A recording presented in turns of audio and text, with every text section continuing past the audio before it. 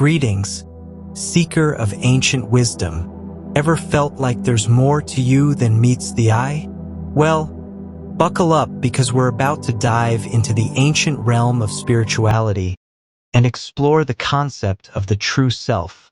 Explore a journey into spirituality where we explore finding our true selves. In our busy world, where there's always something happening, we often forget who we really are. But deep down, beyond all the noise, there's a part of us that's true and real. Think of it like peeling an onion. Each layer represents all the stuff we've picked up along the way, what people tell us we should be, what we think we need to do to fit in.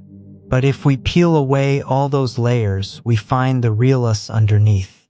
It's not always easy. Sometimes we have to face things we've been avoiding or hiding from. But that's okay because it's all part of growing and becoming who we're meant to be. In spirituality, we have practices like meditation or prayer that help us get in touch with our true selves. They give us a moment of quiet in our busy lives to listen to our hearts and remember what's important. And we're not alone on this journey. We meet others who are also looking for their true selves. Together, we support and encourage each other, knowing that we're all in this together. So, let's take this journey together, keeping it simple and real as we rediscover the true essence of who we are.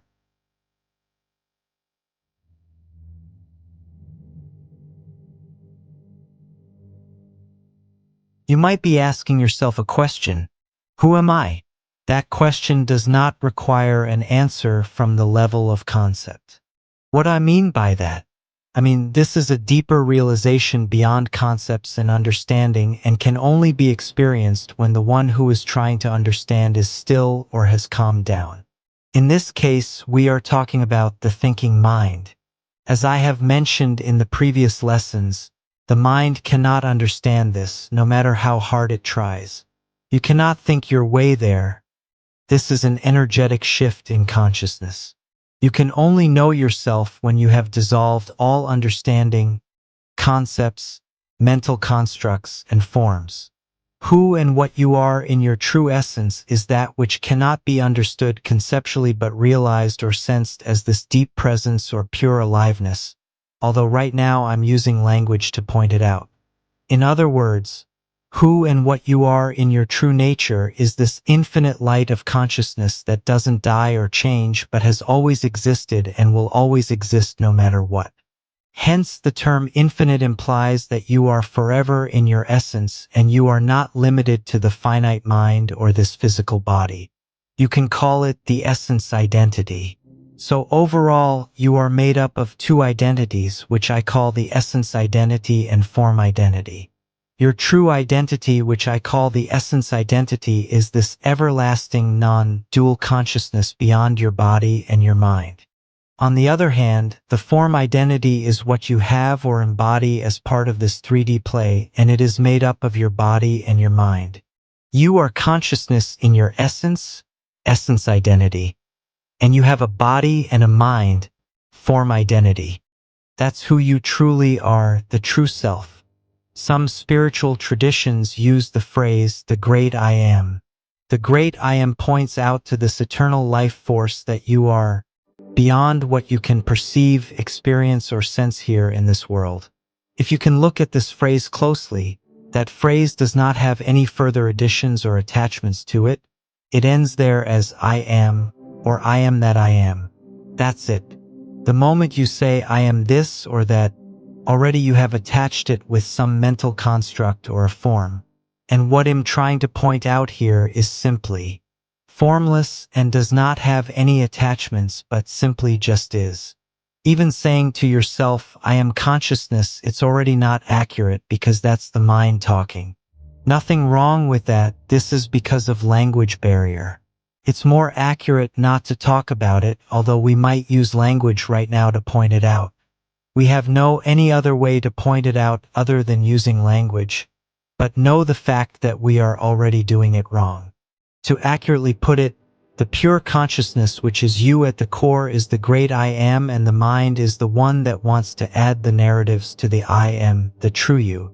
Like I said before, the question you ask yourself, who am I, does not necessarily require an answer from the level of the mind or conceptual. The true answer will come as this deep realization when your hyperactive mind is still, and I cannot tell you what that is, because this is an energetic shift in consciousness that you have to experience yourself. If I would tell you what that is, I would be actually using my mind to explain it to you, and it will be completely useless for you to understand it. Quit trying to understand it with your mind, because there is nothing to understand. When you perceive yourself, a lot of you might be perceiving yourselves as this personality, a made-mind character. That's what hinders people from experiencing their true selves. In other words, we have been conditioned to believe that we are this persona, and I call it the false sense of self. A personality in general is made up of the layers of conditioning that defines a person the moment a person is born. From the time you were born, you accumulated certain beliefs, perceptions, experiences, and programs about who you are, and those things become part of your false identity.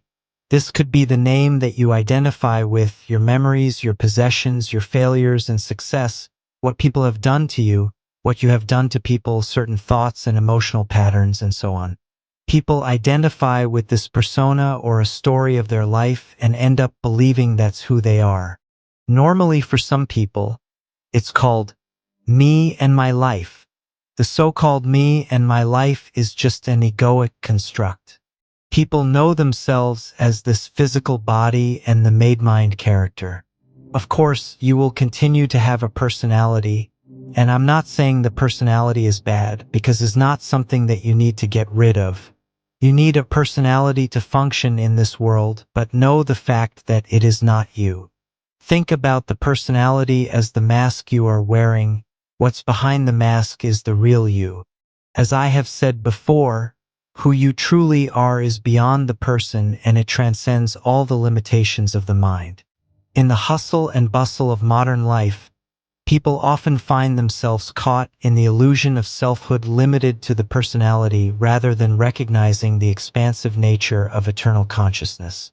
Various societal and cultural factors contribute to this illusion, steering individuals away from a deeper understanding of their true selves. From a young age, individuals are bombarded with societal norms, cultural expectations, and familial conditioning. These external influences shape a person's identity, defining who they should be, what they should value, and how they should express themselves.